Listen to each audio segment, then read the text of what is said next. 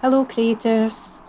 In this video we're going to paint this landscape and I'm going to show you how. Let's do it!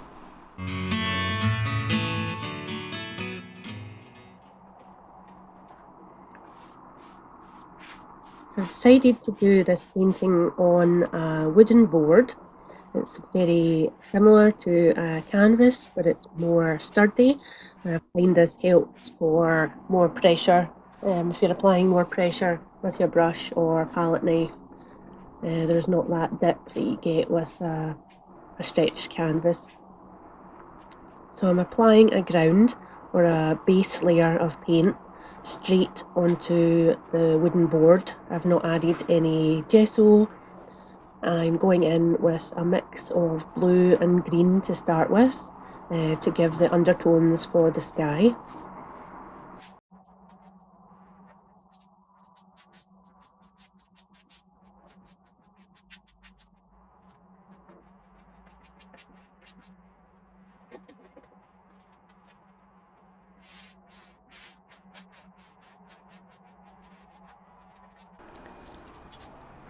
I'm applying this ground to the rest of the surface, bringing it down to the middle and the bottom, and you can see that there's a mix of green and blue and a bit of yellow at the bottom as well, because I'm looking to do some fields with some sort of wheat or some sun reflections. So I'm just looking at the reference photo I have and picking out some very broad colours and just adding them in just to create a sort of tonal base for my painting. So this can be a neutral brown or grey, or it can be chosen based on the colours of your painting or reference photo.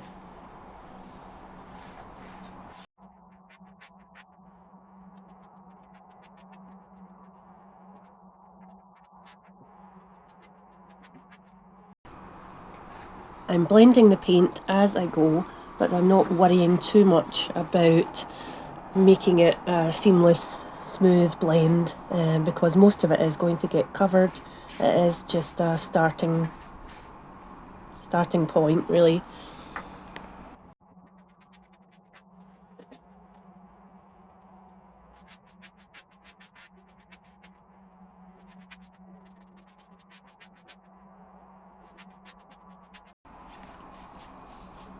I'm adding in some white as well in certain areas and just going over again and again with different colours of paint just to give it a bit of interest.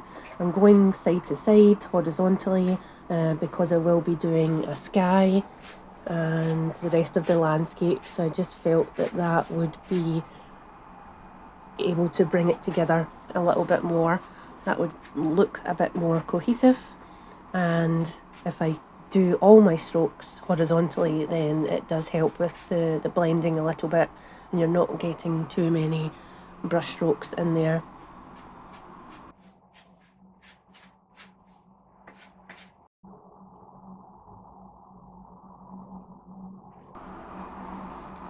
I'm now applying paint to the outside edges, the sides of the wooden board, just so it looks a bit more cohesive again, it ties in with the painting and you're not left with wooden edges. So this could be hung on the wall without a frame and it wouldn't look too out of place. It looks like a cohesive image and it's not just a painting stuck on a piece of wood, so I find that helps finish the piece. It's really up to yourself what colour you use to paint the edges of your canvas or surface. This doesn't really apply to paper or panels or canvas boards, anything that's thin, but if you have a deep canvas or any sort of stretched canvas, then I think it's better to actually paint the sides either the colour of the painting or a similar colour to a dominant colour in the painting, or keep them black or white. It's really personal preference.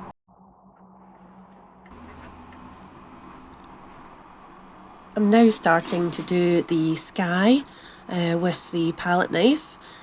So I'm just dragging my palette knife across the surface or the canvas. I've mixed some blue paint and I'm just going in, giving a rough outline of the sky based on my reference photo, and I will be continuing to use the palette knife for the rest of this layer, just to give a textured surface to build upon. So enjoy the palette knife painting techniques.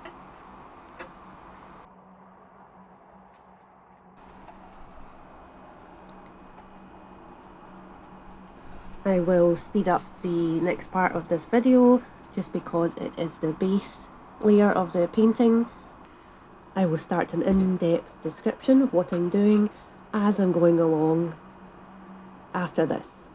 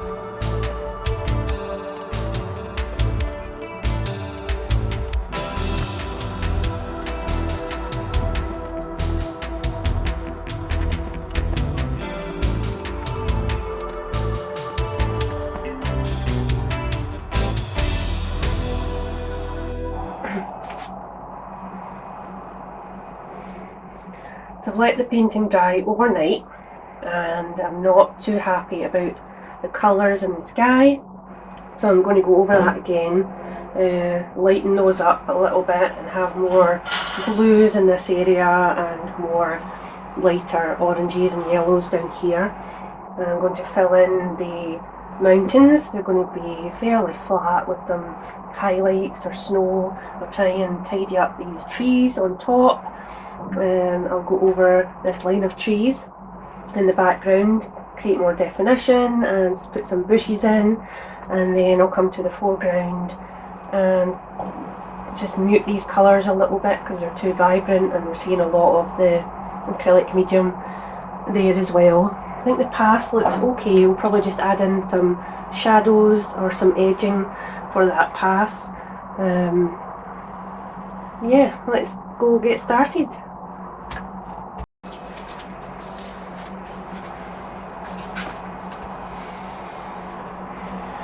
I'm just going to stick with the palette knife. I'm going to start with the blue areas just up at the top left hand side. I'm just mixing some blue and white to get a really light blue, but I'm not mixing it so much that it's all one colour. You'll see what I mean in just a second. So I have some on my palette knife. I'm just going to scrape that over the surface. You'll see that there's a little bit of stronger blues in some areas, there's a little bit of more white in other areas, and I think this helps to add some interest and also just make it a bit more unique and less flat. So I'm just adding more of the blue to this side. I'll step back a little bit. I'll probably add some darker blue around the edges as well. I want to go over most of this area in the top left with the blue, and then we'll move on to the oranges and the yellow.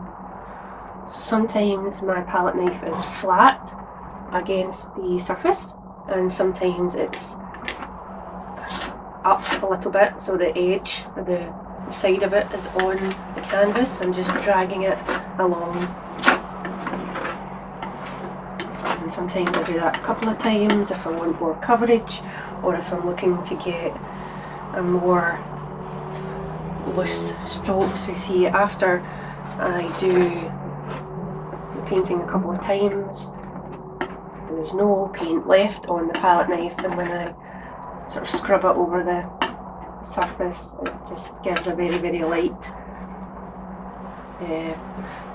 bit of colour. There's not too much, it's not very thick like up here. You can of course go back again and again depending on how much you want to do this, so you're happy with it. You can do both ways. Generally when I'm doing the sky, I will go over left to right or right to left. I won't do a lot of up and down. Sometimes when I use a brush, I do some crisscross motions, and it gives a bit of interest, like clouds. I'm just going to stick to this method at the moment. Sometimes I will go in the same direction, but changing my palette knife, just turning it round so that I can get into these smaller areas. I'm seeing a lot of this sort of muddy orange coming through in the background, but that's okay. That's kind of what we want. We want sort of different textures and different colours showing through. It is a sky. We want to see the sunset or sunrise, or whatever we think it is, coming through. We also want to see sort of blue sky as well, and some of those clouds. So I think that's probably enough blue. As usual, I've put out way too much paint, and that's definitely one of my biggest issues. When I'm painting, I do try and paint on larger canvases and surfaces, but no matter where I'm painting on, what I'm painting, I always have far too much paint. But then I just grab another surface and try and do another little abstract piece to use up the paint, so I'm not wasting anything. Okay, so I'm going to grab some white and some orange, mix those in. It's quite strong still, so I'm coming up, getting more white, and I'll do a little bit of orange on the bottom right, coming in here. It's quite actually light, quite light compared to what was on already. So for the areas that sort of dip down, I'm just dipping my palette knife down a little bit and dragging it over slightly so that we can get into those areas around the mountain. It doesn't look too structured. You don't need to go way down. I'm just doing it very roughly. And again, going in with the edge of the palette knife and just changing it about a little bit. So this is a kind of base colour. I'm not so sold on this, but I'm going to use it for quite a large area, and then I'm going to go over with the yellow as well.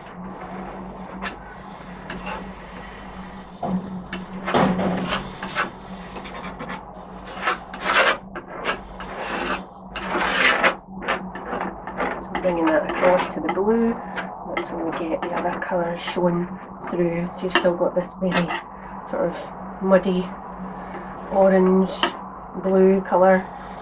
It's definitely something I struggle with as well, mixing colours on the surface. I usually rush in too much and end up making my colours muddy because I don't wait for them to dry first. And that's something I'm working on. So now we're going to mix a more muted yellow for the top of this. So I'm going to take a lot of white and just a little bit of yellow, and I'm using the mix of orange that I already had as well.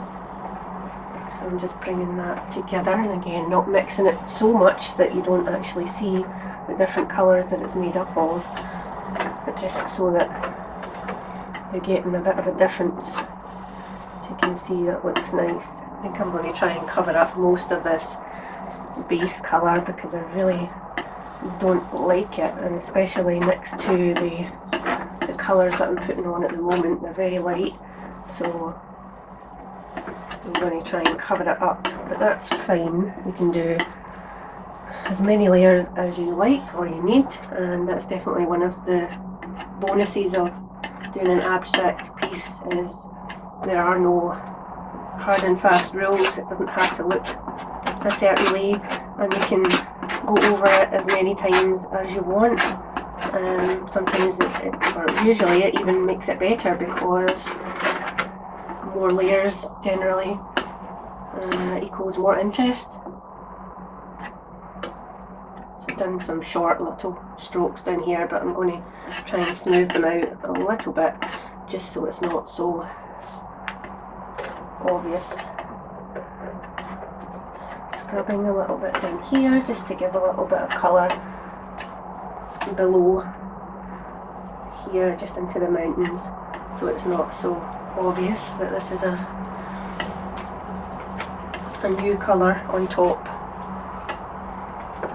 And you can always do the mountains again if you wanted to, so I could paint right down here and then add the colour back to the mountains, but you don't really need to do that. As I said, it is an abstract piece, although you can kind of tell what it is. It's definitely verging on the abstract. Some would maybe call it expressive. It's really different terms, depends who you ask, what they would define every single painting as, but the most important thing is that you're making art, you're being creative, and you're having fun. So I've got most of that covered now. I'm going to go back in with some dark blue. Maybe not dark, but darker than what was there before. I'm going to mix this quite well, and then add this to the areas on the left hand side. Let's see, start here, just go across there.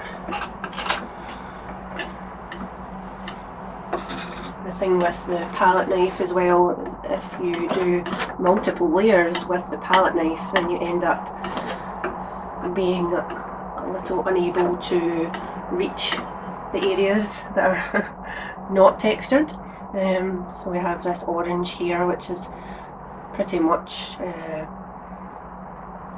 flat, and then we have the blue over it, and then we're trying to do another blue on top of that, but it's very difficult to get into those little crevices if you don't have a lot of paint.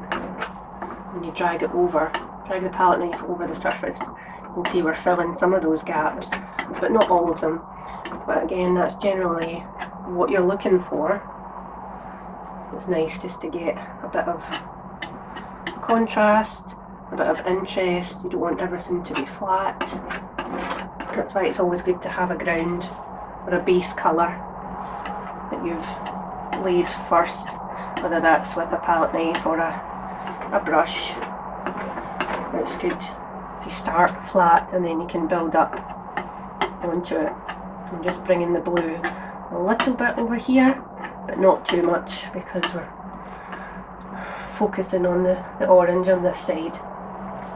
I'm going to actually get a smaller palette knife and just fill in those areas around the mountains. It is annoying me just a little bit.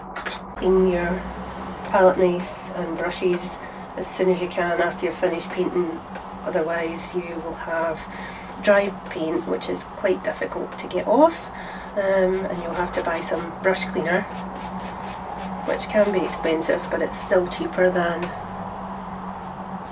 buying new brushes after every painting. Let's just fill in some of these areas. I'll just do a sort of upwards motion for these, and that's bringing some of the blue in as well. So just because of the angle of these, I've changed the motion. I'm just doing it upwards so that I'm filling in as much of the areas as possible, and I probably will go over some of the mountains later, but let's just fill this in just now. I'll do this upwards and then I'll go over it again and do it left to right, the horizontal, so that it looks more like clouds and skies. So the only downside of mixing colours as you go is that you might not have any exact colour that matches the area you did previously, which might bother some people, but it will come with experience and being able to blend colours. You'll quickly be able to just recreate any colour mix when needed as you go, so don't worry about it too much. And especially abstracts and nature, nothing is perfect colour all the time. Trees change colour, leaves change colour, the sky is always different colours, especially in sunrise and sunset, and depending what area you're in, what it's reflecting. So I'm just going over these areas just with a fairly dry palette knife, just to drag them over to make them a bit more cloud-like, horizontal. There we go. I'm not bringing in some of the blue from over on the right, but that's fine. Just wipe that off a little bit, and then I'm going to add some more of the orange, a little bit of bright orange in here, just to give more of a sunset feel, and fill in some of these gaps. Again, I'm not completely mixing the colours, I'm just giving a bit of texture and making it interesting. You have a bit of yellow showing through, a bit of orange.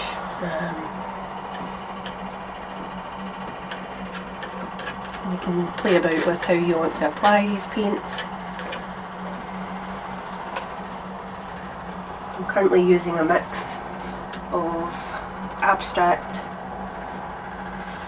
Sennelier, I think it's called. I'm not sure how you pronounce it, but that is the yellow I'm using is completely opaque. The white I'm using is the same brand and that's also completely opaque. The blue I'm using is the same brand and that's also completely opaque. And the orange I have is a System 3 acrylic. That's a cadmium orange light hue and that's semi-transparent. So you can maybe see the difference in this.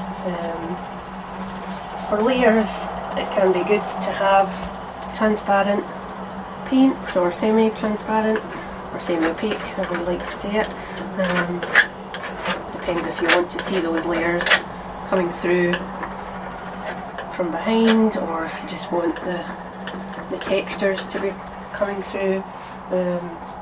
It's always nice to have a mix. I don't think about it too much, I just go with it.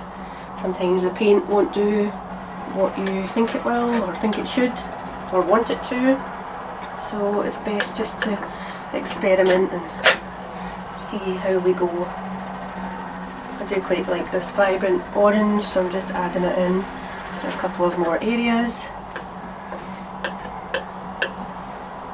You'll see throughout painting it's difficult not to lean towards the figurative and realistic painting approach. Sometimes I really want to blend, sometimes I really want to do a really recognisable shape, but it's not always required and it's not always what I'm actually going for with the painting. Especially in this tutorial I'm looking for a fairly abstract landscape. You can tell what it is, but it's not realistic. You know that it's not a real place, you know that it's not dimensionally accurate, you know that you can't look outside and see this exact image. I think that's why I enjoy abstracts or semi-abstract works a little bit more, because it's a little bit different and you can see interesting shapes and colours that you may not see outside or you may not see in a realistic painting. I do also like photography, so a lot of my photography is of course realistic, so I like to do abstract art to complement that.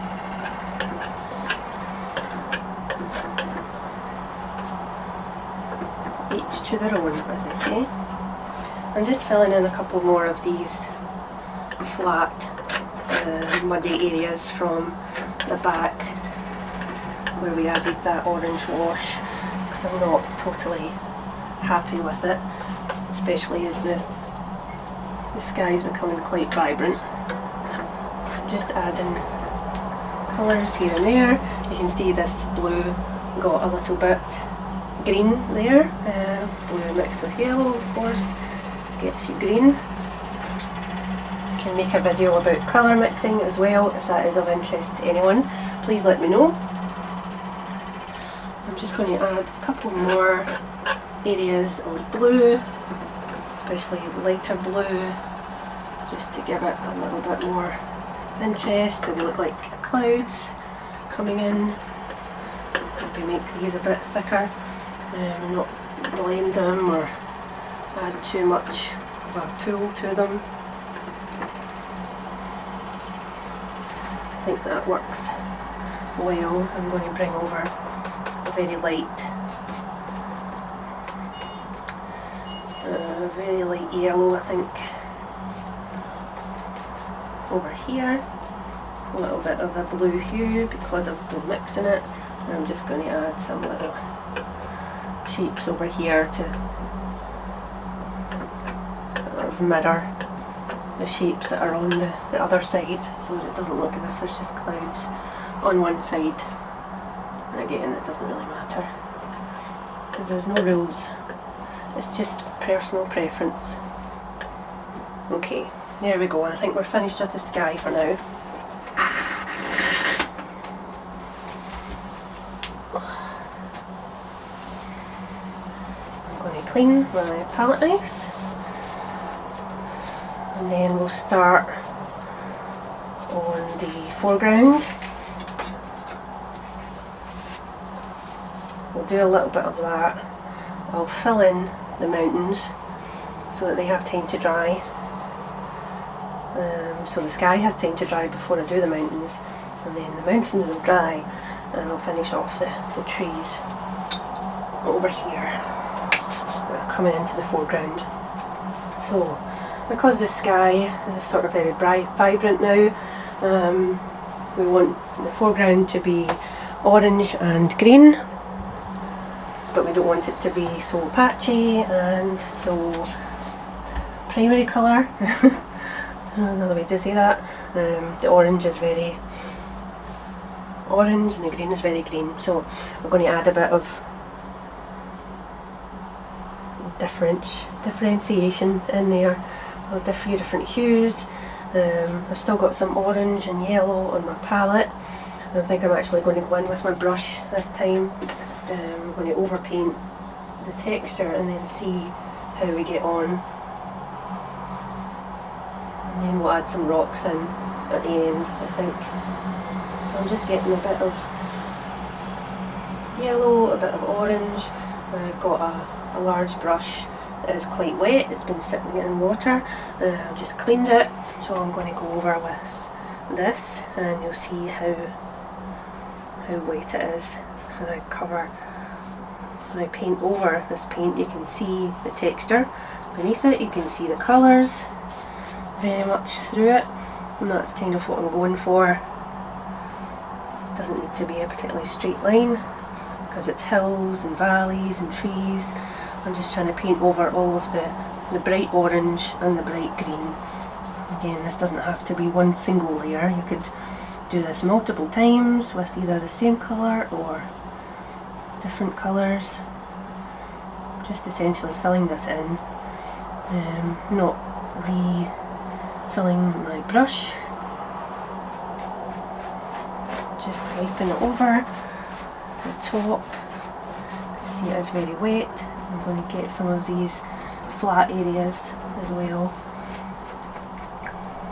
Because it's so wet, it can sort of go into these areas without too much of an issue. You just have to change up your brush direction sometimes to get into the textured areas. So I'm bringing it down to the path line, and it's sort of getting very dry now, so I'll reapply the paint. I'm just covering most of this area.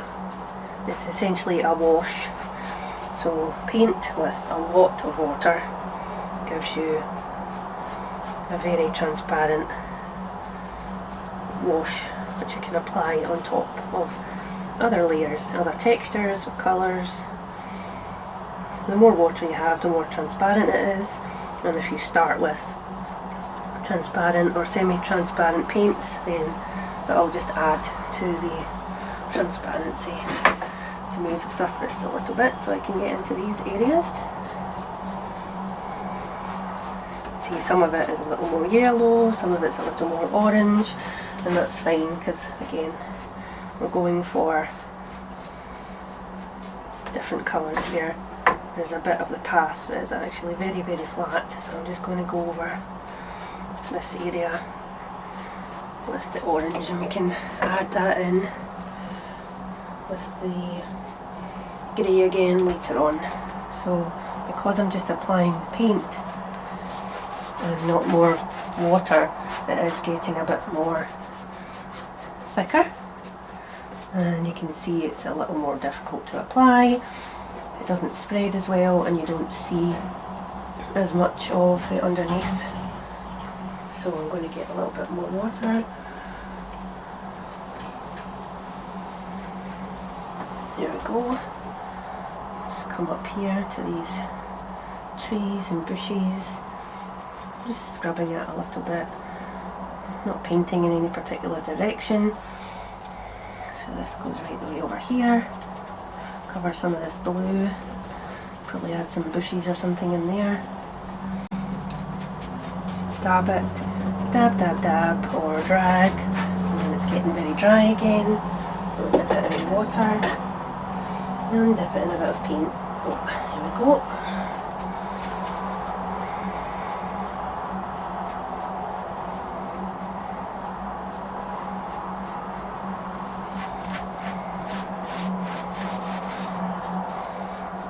Get some of these flat areas.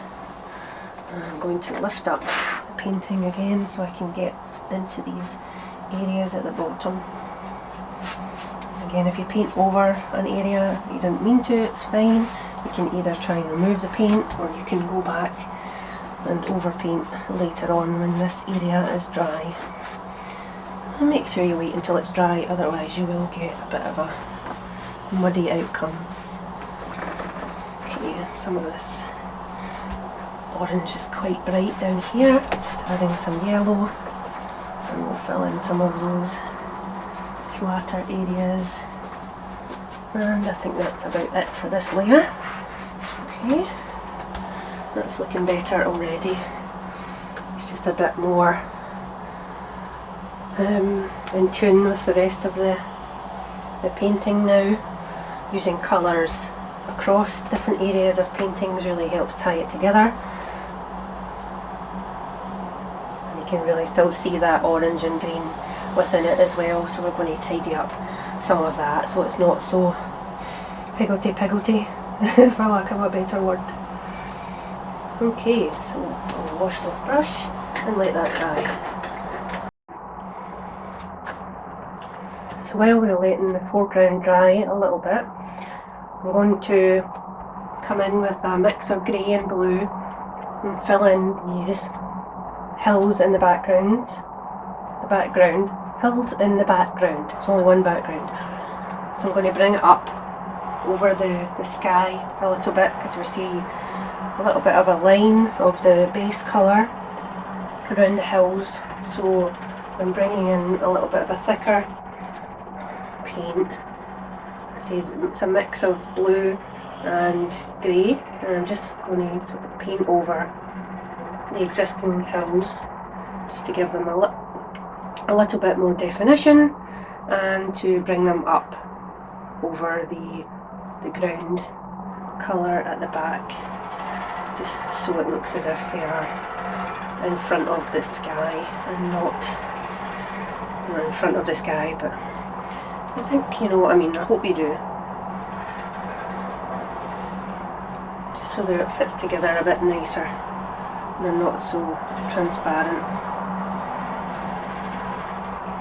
Most areas of your painting will be painted on or over or worked on a number of times with a number of layers, so don't think that you have to do a perfect job with the first layer or first brush stroke of paint that you use.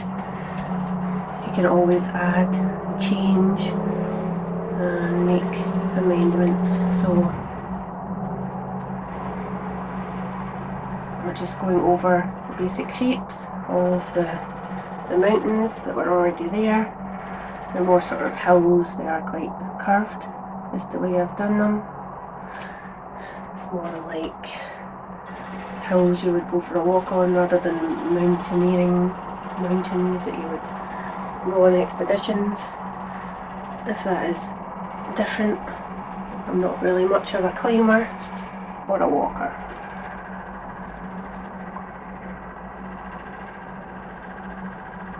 So just getting to the end of these mountains that are in the distance, just add a little bit on here.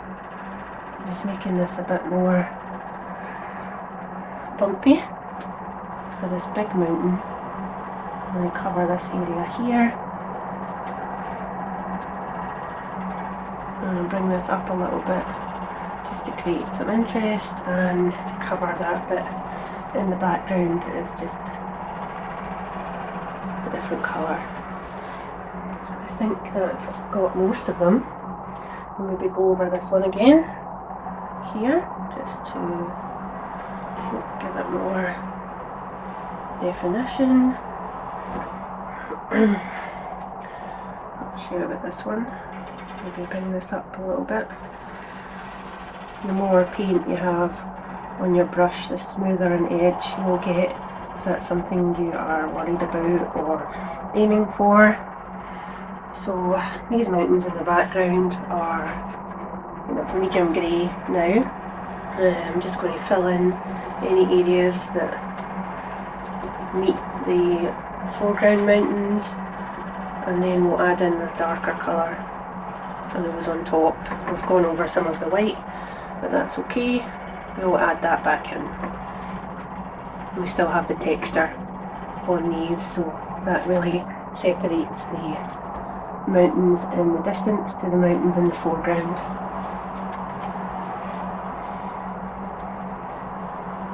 Just add some smoothness to this one. I tend not to use a lot of water when I'm painting, and sometimes that can lead to some jaggy lines and some transparent areas, because I end up having not too much paint either. Okay, so let that dry at the top and we'll work from the bottom up. So I'm going to start around this area, not go over too much of the blue here, but I just want to darken down the front of the mountains. So I've already got some blue and grey mix. I'm just going to add a little tiny bit of black to that mix. I'm just adding a little bit of black. Remember, not too much. You don't want anything to be overpowered by the black. It's very, very overpowering.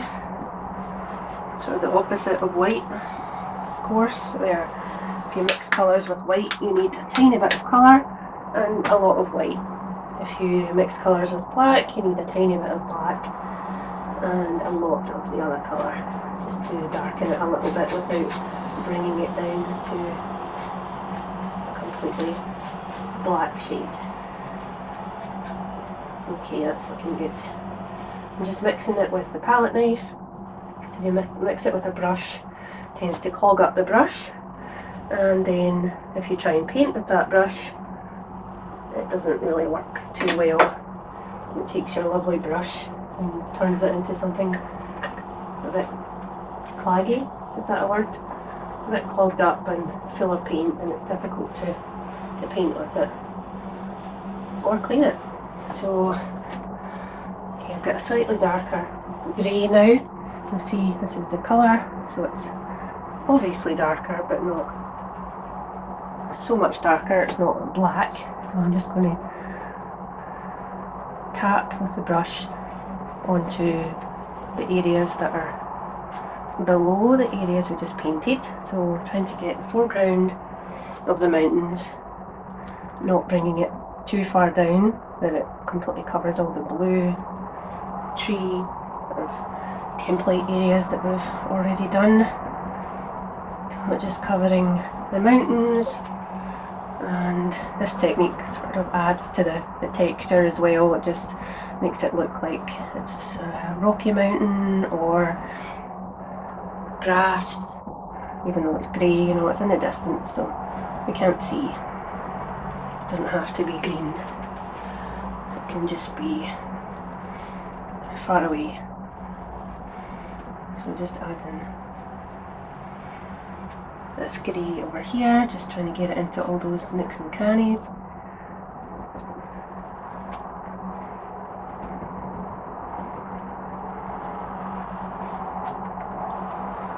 Again, it doesn't matter if we cover up too much of the blue or the white, we can always go over it again.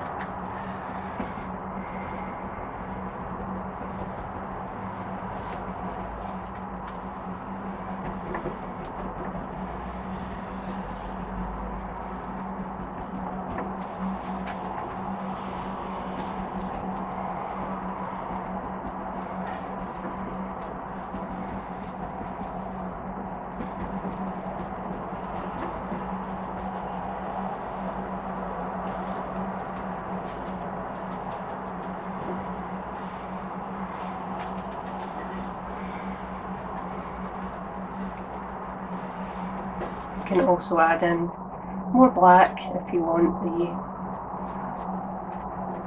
foreground, the foreground, the closer parts to be a darker colour to give the illusion. You can also do that as well, but we'll do that after we've done all of the kind of mid-tone greys.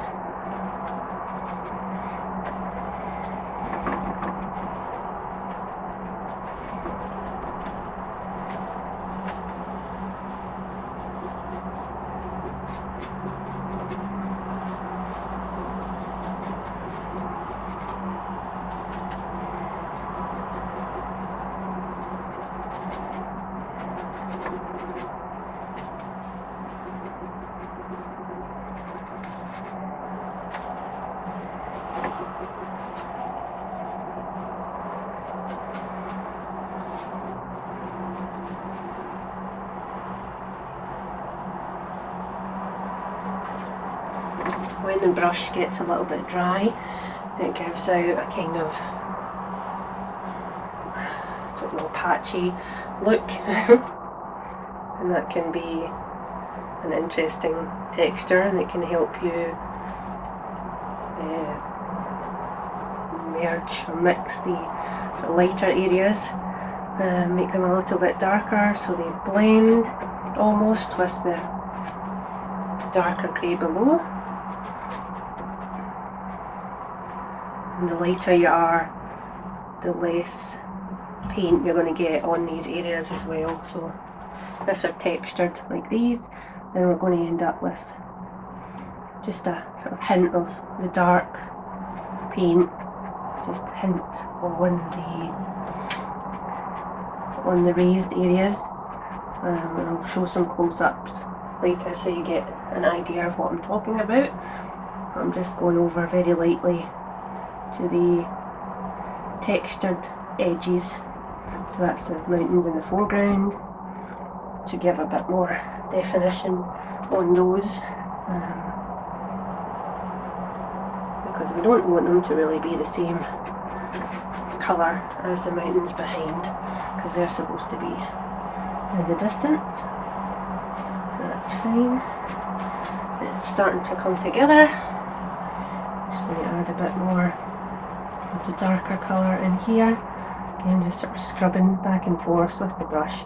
This is a fairly older brush, so it's not particularly smooth or precious, so it's good for tasks like this. And that's a good tip as well if you have brushes that you think are really old and you don't want to use anymore, they don't work for detail or realistic painting, then just relegate them to your abstract painting brush tub and they'll last for years.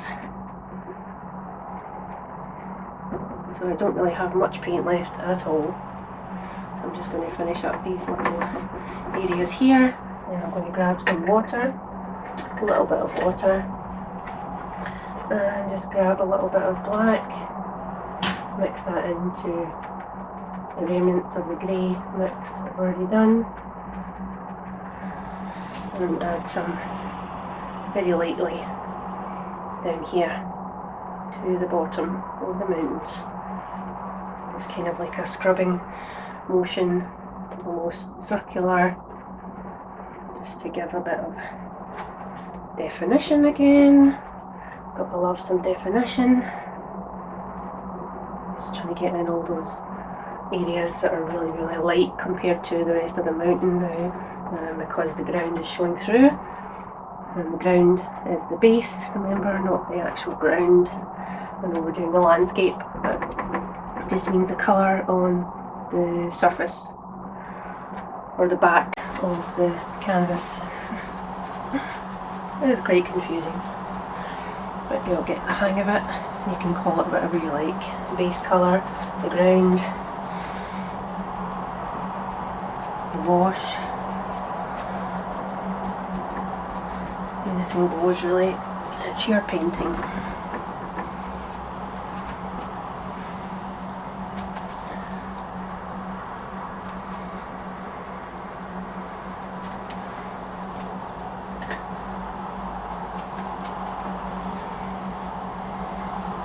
little bit more water on the brush there, just to be able to mix a little bit more and make it not so dark. I'm just bringing that up just to blend it a little bit. That seems better. Now some of these mountains look a little bit too steep for my liking, but the texture is applied, so I'm not going in with more texture. I'm just going to go with it. And that is how these mountains look. Okay, it is not realistic. It is not an exact replica of the islands or any other mountain range. It is an abstract picture, painting, based on a reference image that is completely made up. Okay, so we'll clean that brush, and then we'll stand back and we'll have another look at it and see what we think. Okay, so you can really see the contrast now of the mountains in the background and the mountains in the foreground. I hope that you can see that, and I hope that it conveys what I was going for. So looking at the reference image, the path sort of ends a little bit around here, sorry, like a couple of inches from the bottom of the image. So I think I'm going to go in with more texture just on the foreground, just to add a bit more interest.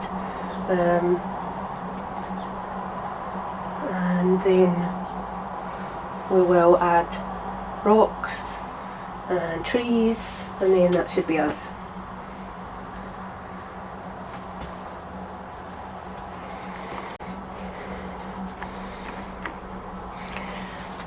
Okay, so I'm just going to add more texture in.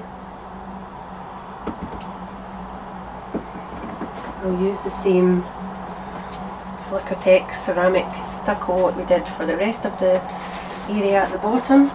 I'm just going to make sure that my palette knife is clean, so I don't want to get any paint into the medium. I'm going to balance my painting just on the edge of the canvas so I can get to these bottom areas. I'm just going to have maybe a couple of inches of sort of raised hill, which is going to look like it's in front of the path, and again just adds to that layered dimension effect. We've got the sky, the mountains in the distance, the mountains in the foreground, and then we've got these sort of rocks and grass areas, the path coming down, and then we're almost standing on a plain or a hill of grass at the front. So I'll do it and you'll hopefully see what I'm talking about. I'm just adding big clumps here just now, and then we'll space it out in a second. I think that should be enough. Okay, so we're going to come up to about here, just where it can go a bit more slanty. Doesn't have to be straight. It doesn't have to be completely textured as well. It can just be roughly laid out, because the colour difference should hopefully give an impression that it's a different area, it's a raised area.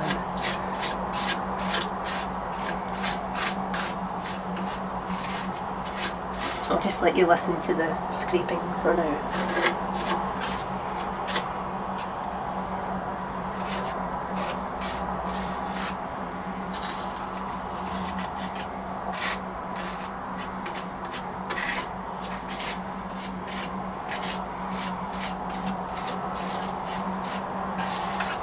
So with the previous layer of this ceramic medium, we had taken a palette knife and created the path. So this was very flat, and this is almost just the canvas or the surface. So we're going to fill this in essentially with this, so it doesn't look as if the path is coming through here.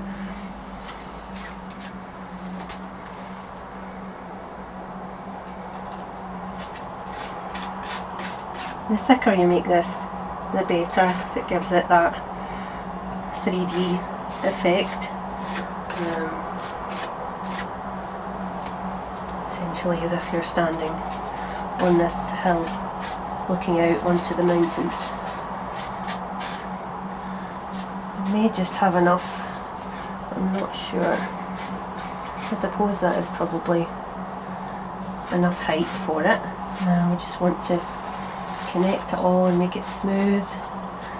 Make sure that we have everything covered. So you want to do quite a solid texture here, so that there's no areas that look as if they're going into the background, because it's a completely different area. So I want to completely separate it. I think we'll just make the edges a bit more uniform, and then we should be done. That'll take another while to dry, but that's fine. You don't need to wait for it.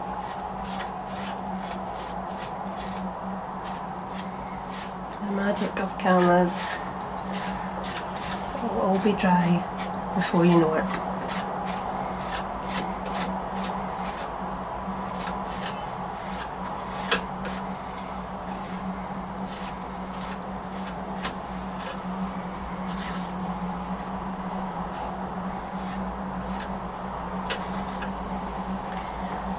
Okay, I think that's us.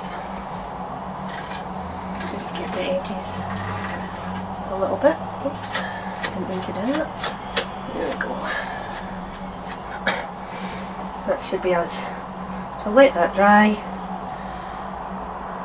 and we'll let the mountains dry. We'll come in and do the foreground, the trees, and then we'll finish with this little hill here.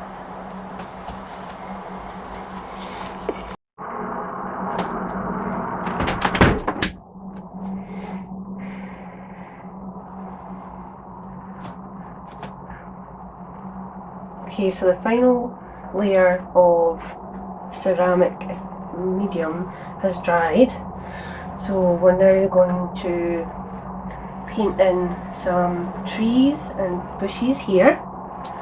We're going to paint in grass over the foreground with some rocks, and we're going to make this a sort of darker version of this section. So we shouldn't be too far from the end now. I think the mountains are good, the sky is good, we just need to tidy up the bottom half a little bit. So I'm going to do work from back to front. So start with the trees in the background. We already did a sort of light blue grey ground on it, so I'm going to go back in and just do it a bit more bushier, like clumps of trees.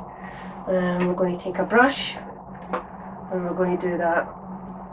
So I'm going to take a fan brush and I'm going to get some black. And I've got a lot of water on my brush. I'm going to take some black, a bit of white,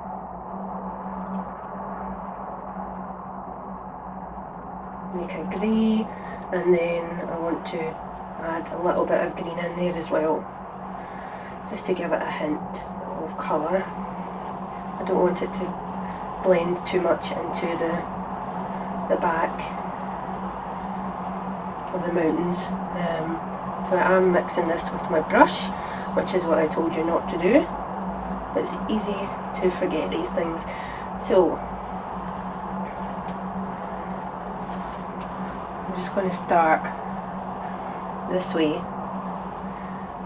and adding just gentle taps paint, and hopefully it will end up looking like hedges, and maybe some trees in there. I'll turn the brush the other way and we'll get some trees in there as well. There is a better way to use fan brush to create trees, but at this sort of scale there's not really too much point doing that. I'm just going to try and create a number of different shapes that look like kind of fir trees, I guess. Just kind of pines that are pointy and don't have too much foliage at the side, just to give the impression of trees. Yeah, small fan brushes are really good for doing individual branches and things, but for this it's so far away that we may as well just do a hedge with some trees sticking out, but they'll be in sort of one shape with no definition. So when we get to the bottom of the hedge, it's going to run a bit into the yellow, and that's going to end up being grass and a field anyway, so it doesn't matter too much. It's better to go over a little bit and then we can paint over it with the lighter green when we're doing the grass, so it looks as if it is in front of it. I noticed earlier that I do have quite a dip on this side, so we're going to try and level that out a little bit, but it doesn't have to be completely straight. Again, we're not really going for realism here.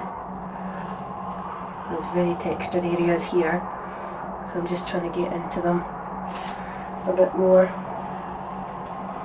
Add a wee bit more green in there.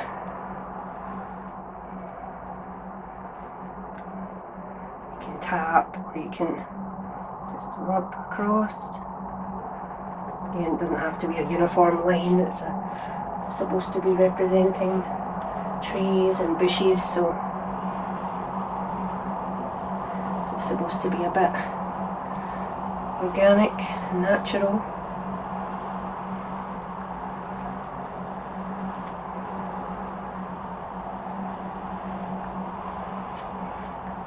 They don't have to be completely solid shapes, because of course you can often see through trees because they're not solid objects, so we don't worry too much about that.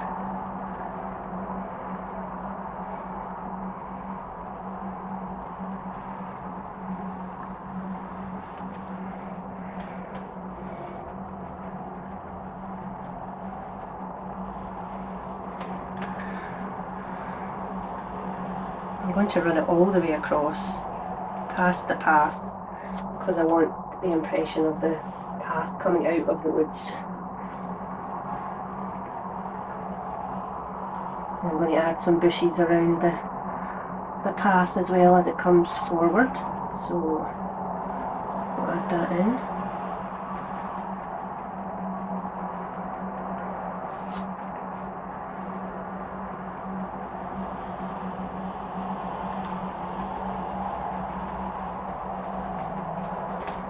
Gone over the path a little bit, and that's okay. We'll probably add some colour to that anyway. So again, I said that it starts to come down over here, so we're going to try and bring this up a little bit over here. Maybe just have them finish here, and then we'll fill that in with the grass after we've done this one. So almost finished with that. Just blocking in those shapes. Add a couple of trees over here, just ideas of trees.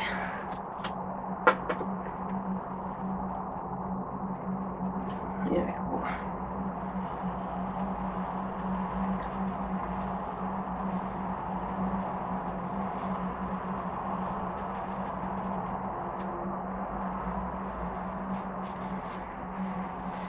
we go. So it's definitely giving you the impression of there being some trees In the background here there's a lot more definition on the left side, so I'm just going to add some more in over here.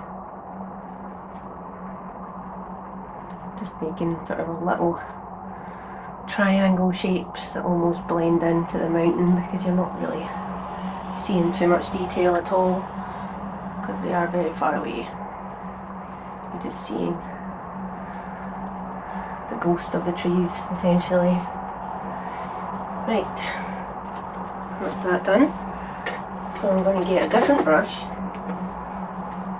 and we're going to start on, oops, got my brush in the paint. Yeah, so I'm going to start on the grass now. So I do have a green here.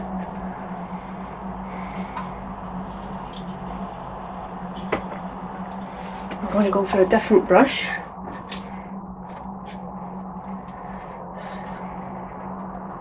Can't remember the name of this brush. I think it's a filbert or filbert, yeah, Filbert. Okay, most of the brushes I use are Pro Art. I've got the white ones and I've got the silver ones, but don't ask me what difference there is between them. So I'm going in straight with the paint, no water on the brush, and I'm just going to do some downwards movements with the brush so that you're seeing the green, you're also seeing the yellow and the orange and the darker green underneath. You see, the more paint we have on it, the more opaque it becomes, but we want to have some areas very transparent and some very opaque. And we can go over this again if we need to. I'm probably going to go over most of this foreground area with the green and then add some rocks and just to give the impression of a sort of rocky field at the bottom of a mountain.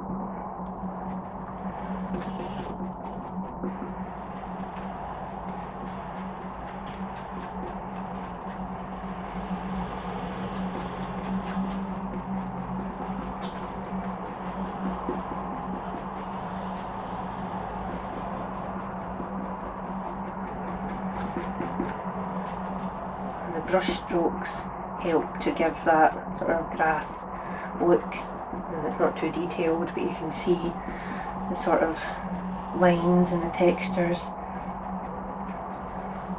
which you would generally see in a field. Just trying to cover up all of the bottom of the mountain and the trees, and just make sure the whole area is looking like grass. Some of the grass has highlights on it, obviously from the sky. Some of the rocks will also have highlights and shadows. We can do some of those. Doesn't need to be so realistic or obvious. We just are wanting to give the impression. So some of these areas are quite textured and raised, so the green isn't going into the crevices immediately, but that is fine. I'm going to bring this green down onto the little mountain bit here in the foreground, just so that it looks as if this area is behind the little hill. When we get to painting that, we'll paint over, we'll paint right up to the edge, and then the grass will look as if it is in the distance and behind. If we leave any gaps, it will look as if it's just on top of it, which will look a bit strange. But that is personal preference again, because of course it is an abstract, maybe semi-abstract. We'll see how it goes.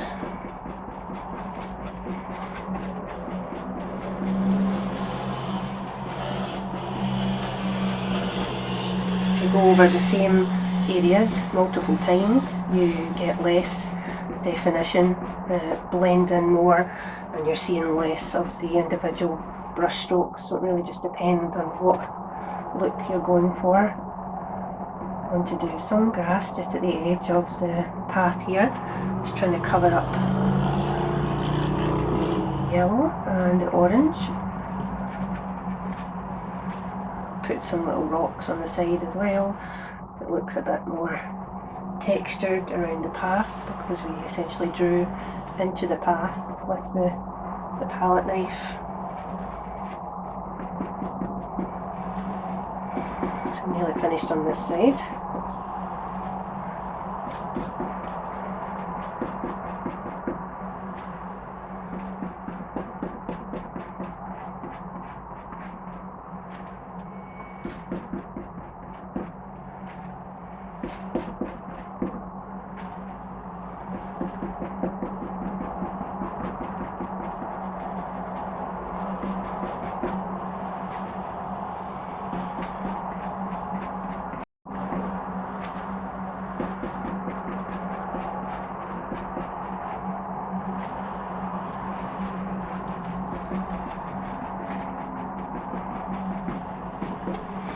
There's a couple of areas that are still showing through as orange and yellow. I quite like that, so I'm leaving it in there.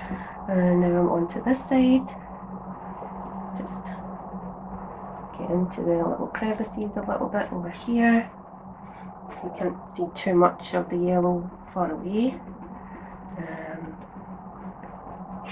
Around the contours of the path.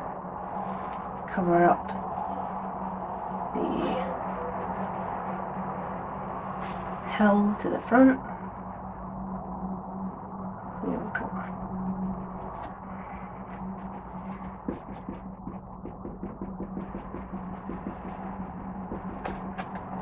Okay, I'm trying to get this a bit straighter, so I'm bringing up these lines here,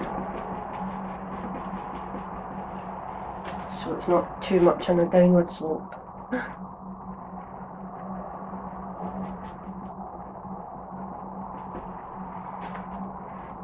I can probably add in some little tree shapes as well with the green just on the horizon, just to mimic the ones in the back,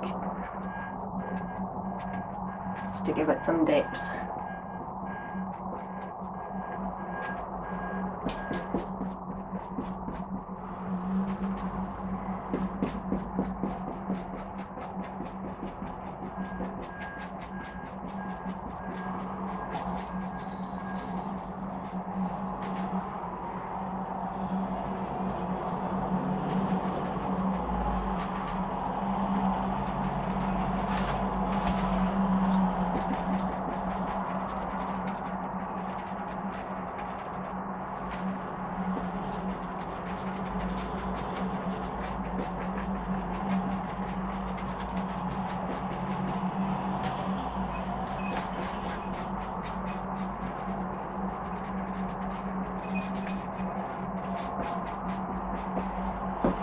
Okay, that's looking good.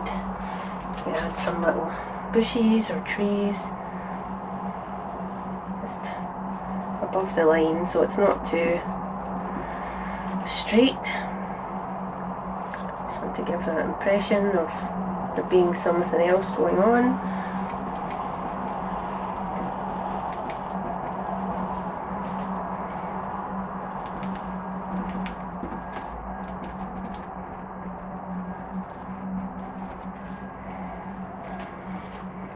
Trees behind that are very, very light in comparison to the mountains behind.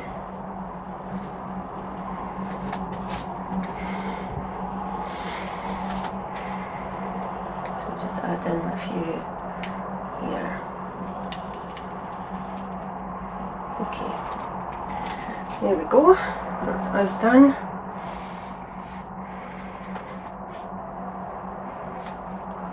So I'm going to add a much darker green for the foreground, just so it's not drawing your eye too much. So we want essentially bringing the viewer's eye from the darkest at the front to the lightest at the back. And this path is helping as well to sort of lead the eye in. So no matter what you are painting, you have to think about composition. I think that's the most important thing, and that's really one of the things that carries over through different subjects and types of painting. If you don't have a good composition, then you're probably not going to have a good painting. So just think about things like the rule of three and the spiral one. I can't remember what that's called. I will possibly do a video on those as well about composition. I learned a lot of it doing photography, but it can also be applied to paintings. It's much the same. You can draw on grids as well if you want. So I'm going to try my best to stay on the line for this colour, not to go over too much and bleed into the other area, because it's supposed to be quite different. It's supposed to be a hill and it's not supposed to be touching, or we don't really want it bleeding in. We want it to be a stark difference here.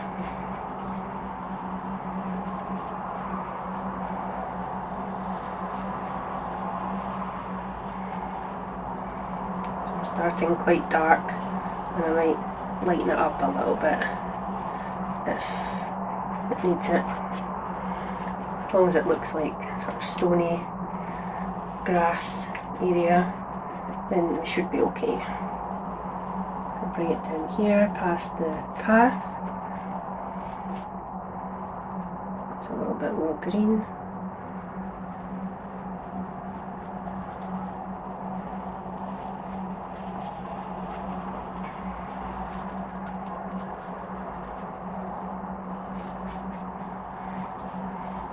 Because there was undertones of orange and yellow in the other area, that helps as well, keep it separated and defined, because there's no orange or yellow on the brush just now. So it's almost as if this is in the shade, or it's just closer to us, not affected by the sun too much, which also means in the shade. It's difficult to talk and paint at the same time.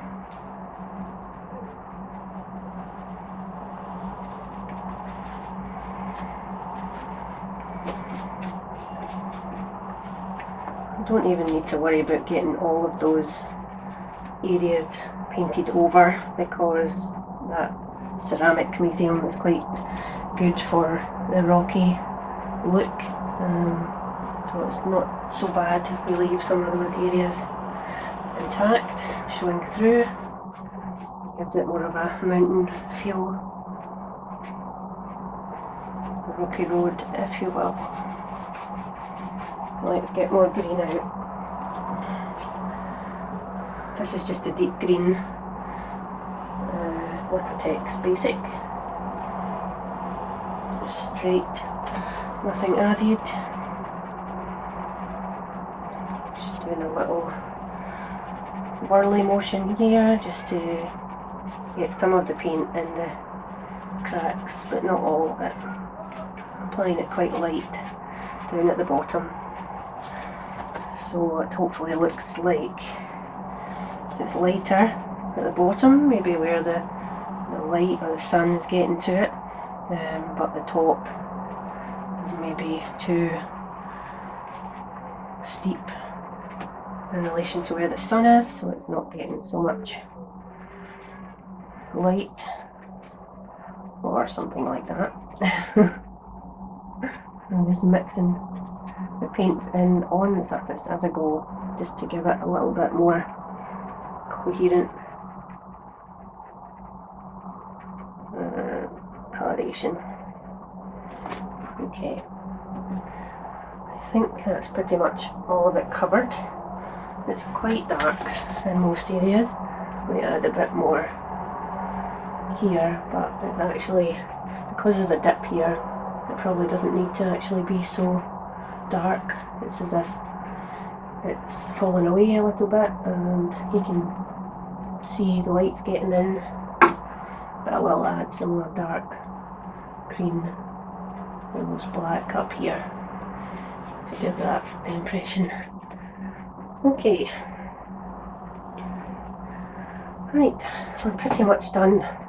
We just need some rocks, and I think we're going to dirty up this path a little bit because we don't really have stone or cement paths in the woods or the mountains, so I'm going to make it a bit more brown and get a smaller brush. Where's my small brush? Here it is. Let's see what we're going to go for. I'm just looking at my palette and seeing if there's anything that I can use for this, or I'll need to get some brown.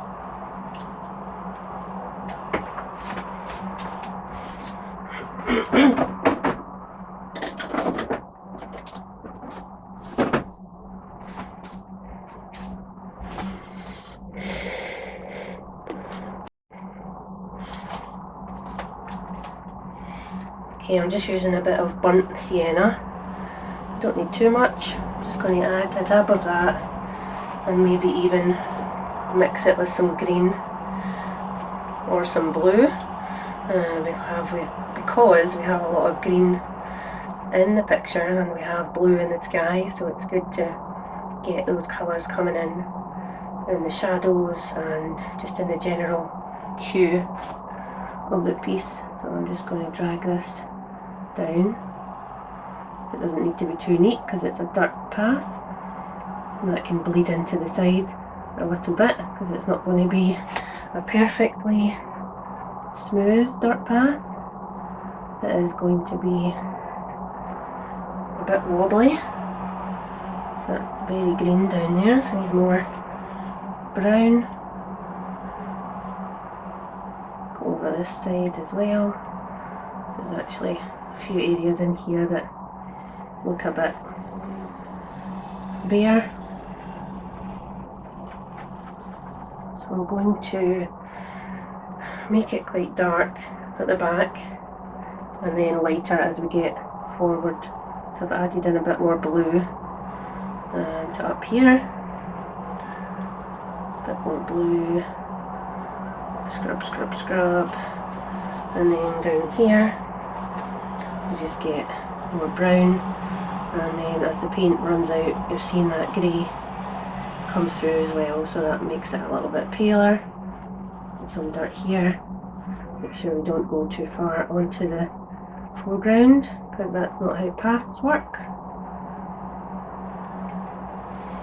There we go. I'm going to get a little bit of green actually and go over this. It's looking a bit blended with the path, so I think that's looking much better.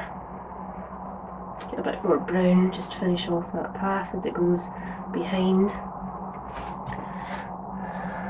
this area here, and I think we're almost done with that. There's just a bit of raised area here which I need to go over with a darker green so it looks like it's just standing out of nowhere. These are things that you won't really be able to see unless you're very close to it, but I can see it, so it's annoying me. Okay, so the final thing to do is just add some rocks and stones and things, and maybe some highlights in the grass area.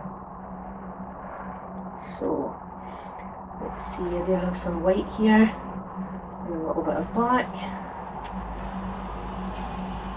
So make some little rocks, and I'll go in with my small brush again. Start in the foreground just to do some larger rocks, and it's just like a little semicircle with a bit of dabbing, and it doesn't really need to be too specific. You can have some clusters all together For the foreground, you probably, sorry, the background, you want to be very, very gentle, so you can place little tiny, tiny rocks so they don't look like huge, massive boulders compared to the rest. You're supposed to give the impression that it's far away. Put some around the path on both sides, and they get bigger as they're nearer. We'll keep with that rule, even though it's an abstract. Some tiny, tiny little ones up here. I'm just dabbing the paint onto the surface, very, very edge of my brush, so that it looks like sort of little clusters of rocks. It's almost a bit purpley.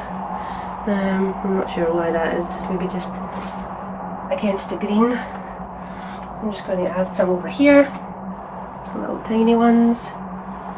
And this paint is still a bit wet, so it blends a little bit. Just adding some bigger ones down at the front, some in the middle, foreground, and then I'll add some darker ones on the actual hill here, and it's going to be more as if the rocks are sort of built in to this area, rather than just being sat there. So make them bigger, a bit more definition, slightly more. That was a bit too much white on that one. There we go. And one over here. Okay. Almost there. I'm just coming into the highlights. Let me clean this brush. So what we're going to do is just add some highlights to the rocks and the grass in here, and maybe a little bit of highlight on the mountains as well. Not too much because they're not particularly reflective. I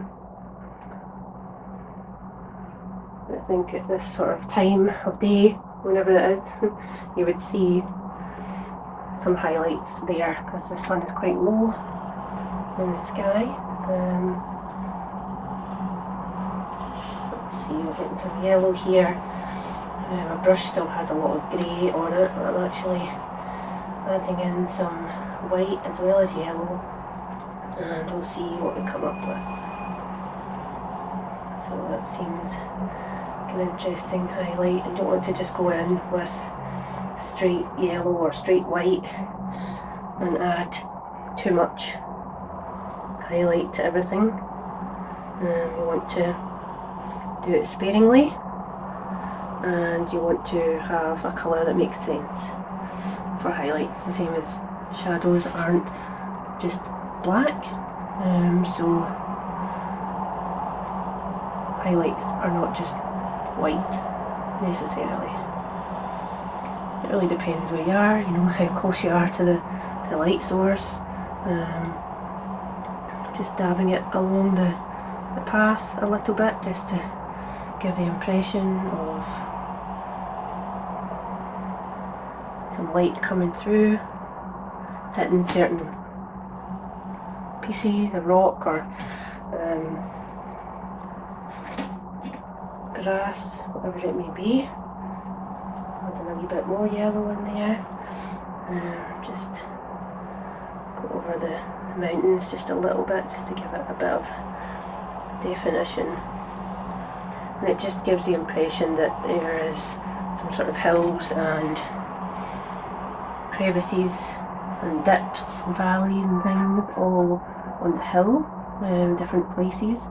It doesn't have to be just an outline of the hills. It can be further down, because the light could be coming through there and then it hits this bit because this bit sticks up and there's a dip between that, and so you can play about with it and see what you like. Again, the point of this is not to be super realistic. I'm just going to add some more highlights to in here, just maybe on the grass every so often, just to show a bit of a hill or something sticking out that just makes it a bit more dynamic. And I think we're done.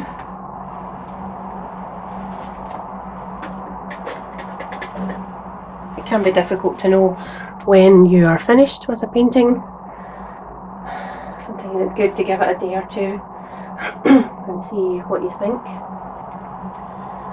But I am pretty happy with how that turned out. We went through a few different changes, as is always the way, and that's fine. You're never really going to have a successful painting with one layer, or where every layer you put on is the first and perfect layer. There's always going to need to be changes, and as you go through it you see things and you change your mind about what you had planned to do. And I had no idea that the final piece would look like this, but I'm quite happy with it, and I hope you've enjoyed the tutorial, and I hope you like the painting. Please show me your abstract art. If you do landscapes, please send them to me. Let me know what your favourite part has been in the comments, or if you've learned anything. It would be really helpful for me to know that. Please like, comment and subscribe if you enjoyed this tutorial, and thank you very much for watching. Bye for now.